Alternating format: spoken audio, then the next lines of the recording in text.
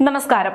ലക്ഷങ്ങളും കോടികളും മുടക്കി ജനങ്ങൾക്കും സർക്കാരിനും ഗുണം ചെയ്യുന്ന പദ്ധതി എന്ന് പറഞ്ഞുകൊണ്ടുവരുന്ന ഇടത് സർക്കാരിന്റെ പല പദ്ധതികളും ഒരു പൂച്ചക്കുഞ്ഞിന് പോലും ഉപകാരം ലഭിക്കാത്തവയായി മാറുന്നു. ഒരൊറ്റയൊന്നിനും ഇത്തരം പദ്ധതികൾ കൊണ്ട് ഉപകാരം ലഭിക്കുന്നില്ലെന്നത് മാത്രമല്ല, ആരംഭത്തിൽ പദ്ധതി കൊണ്ടുവരാൻ ഇടത് സർക്കാർ കാണിക്കുന്ന ഉത്സാഹം പദ്ധതി നടത്തിപ്പിൽ ഇടത് സർക്കാർ കാണിക്കുന്നില്ല എന്നതാണ് യാഥാർത്ഥ്യം. പദ്ധതി അവതരിപ്പിച്ച് അതിന്റെ പേരിൽ കിട്ടേണ്ടുന്ന തുക എഴുതി വാങ്ങും വരെ അത്രമാത്രം പ്രാധാന്യമേ പിണറായി സർക്കാർ അവതരിപ്പിക്കുന്ന ഓരോ പദ്ധതികൾ കൊണ്ടും അവർ ഉദ്ദേശിക്കുന്നുള്ളൂ. അതുകൊണ്ട് തന്നെ വിജയിക്കേണ്ടുന്ന പല പദ്ധതികളും കേരളത്തിൽ മാത്രം പരാജയപ്പെട്ടുകൊണ്ടിരിക്കുകയാണ്. കെ-ഫോൺ പദ്ധതിയും കെ-റെയിൽ പദ്ധതിയും AI ക്യാമറ പദ്ധതിയുമെല്ലാം അതിന്റെ ഉത്തമ ഉദാഹരണവുമാണ്.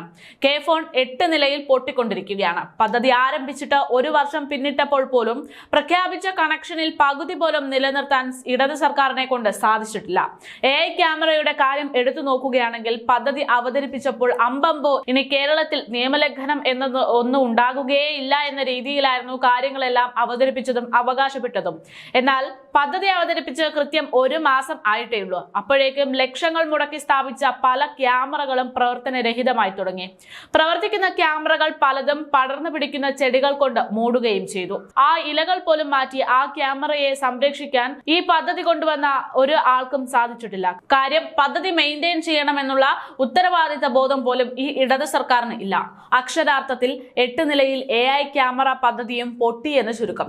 അതുപോലെ തന്നെയാണ് കെ-റെയിൽ. അക്കാര്യം പറയാത്തതാണ് നല്ലത്. കാരണം നടക്കില്ലെന്ന് ഉറപ്പുപോലുമില്ലാത്ത പദ്ധതിയാണ് കെ-റെയിൽ പദ്ധതി. അതിന്റെ പേരിൽ ചിലരുടെ ആകെ സമ്പാദ്യമായിട്ടുള്ള കയറി കിടക്കാനുള്ള കൂര പോലും പോയത് മാത്രമാണ് മിച്ചം. ഇപ്പോൾ അതേപോലെ തന്നെ മറ്റൊരു പിണറായി സർക്കാർ പദ്ധതി പൊട്ടി പാളീസായി കൊണ്ടിരിക്കുന്നു എന്ന റിപ്പോർട്ട് പുറത്തുവരികയാണ്. കെ-സ്മാർട്ട് പദ്ധതി. ഇതിന്റെ കാര്യം പറയുകയാണെങ്കിൽ ജനുവരി 1 തദ്ദേശ വകുപ്പ് തുടക്കമിട്ട ഓൺലൈൻ സേവനമായ കെ-സ്മാർട്ട് അവതാളത്തിലായിട്ട് മാസങ്ങൾ കഴിഞ്ഞുവെങ്കിലും അതിന്റെ പേരിൽ നടപടി സ്വീകരിക്കാൻ അധികൃതരെ കൊണ്ട് ഇതുവരെ സാധിച്ചിട്ടില്ല. അതിവേഗത്തിൽ പെർമിറ്റ് ലഭ്യമാക്കാൻ കൂടി ഉദ്ദേശിച്ച് തുടക്കമിട്ട കെ-സ്മാർട്ട് പദ്ധതി വഴി അപേക്ഷിച്ചാൽ പഴയ വേഗതയിലൊന്നും അപേക്ഷകൾ നിരസിക്കുമെന്നുള്ള ആക്ഷേപം ശക്തമാകുകയാണ്. അപേക്ഷിക്കുമ്പോൾ നൽകുന്ന പല വിവരങ്ങളും പെർമിറ്റിൽ ഉൾപ്പെടാതെ പോകുന്നതും കെ-സ്മാർട്ടിൽ കല്ലുകടിയാകുകയാണ്. കോർപ്പറേഷനുകളിലും മുനിസിപ്പാലിറ്റികളിലുമാണ് ഇപ്പോൾ കെ-സ്മാർട്ട് പദ്ധതി ഉപയോഗിക്കുന്നത്. അപേക്ഷകർ പലപ്പോഴായി നേരിട്ടെത്തി പരാതിപ്പെടുമ്പോഴും പരിഹരിക്കാനാകുന്നില്ല എന്ന് തദ്ദേശ വകുപ്പ് ഉദ്യോഗസ്ഥർ തന്നെ പറയുന്നുണ്ട്. നികുതി അടയ്ക്കാൻ സാധിക്കാത്തതിന് പുറമെ മുൻപ് അടച്ച നികുതിയുടെ വിവരങ്ങൾ പോലും ലഭ്യമാകുന്നില്ല എന്നാണ് അറിയാൻ സാധിക്കുന്നത്. അപേക്ഷിക്കുമ്പോൾ നൽകുന്ന പല വിവരങ്ങളും പെർമിറ്റിൽ ഉൾപ്പെടാതെ പോകുന്നുണ്ട്.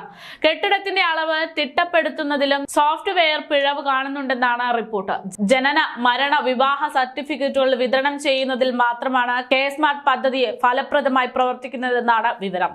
കെ-സ്മാർട്ടിന്റെ പ്രവർത്തനം അവതാളത്തിലായത് ഏറ്റവും അധികം ബാധിച്ചിരിക്കുന്നത് എഞ്ചിനീയറിംഗ്, റവന്യൂ സേവനങ്ങളെയാണ്. കെട്ടിട നിർമ്മാണ പെർമിറ്റിനായി ഓൺലൈനായി സമർപ്പിക്കുന്ന അപേക്ഷകളുമായി ബന്ധപ്പെട്ട ഉദ്യോഗസ്ഥരുടെ അടുത്തേക്ക് എത്താറേയില്ല എന്നതാണ് വസ്തുത. മറ്റുദ്യോഗസ്ഥർക്ക് മുന്നിൽ ഫയൽ എത്തി അവിടെ കിടക്കുകയാണ് ചെയ്യുന്നത്. ഇത് കാരണം സമർപ്പിക്കുന്ന അപേക്ഷകൾ തീരുമാനമാകാതെ പലതും കെട്ടിക്കിടക്കുകയാണ്.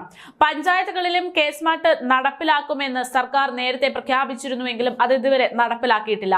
നിലവിലെ സംവിധാനത്തിലുള്ള പാളിച്ചകൾ പോലും പരിഹരിക്കാൻ സാധിക്കാത്ത സർക്കാർ ഇനി അത് പഞ്ചായത്തുകളിൽ കൊണ്ടുവരുമോ എന്ന കാര്യത്തിലും സംശയമാണ്. എന്തായാലും പിണറായി സർക്കാർ കൊണ്ടുവരുന്ന പദ്ധതികൾ അത് എല്ലാം തന്നെ പൊട്ടിപ്പാളീസാകുന്നു എന്നതാണ് ഈ കണക്കുകളെല്ലാം വ്യക്തമാക്കുന്നത്.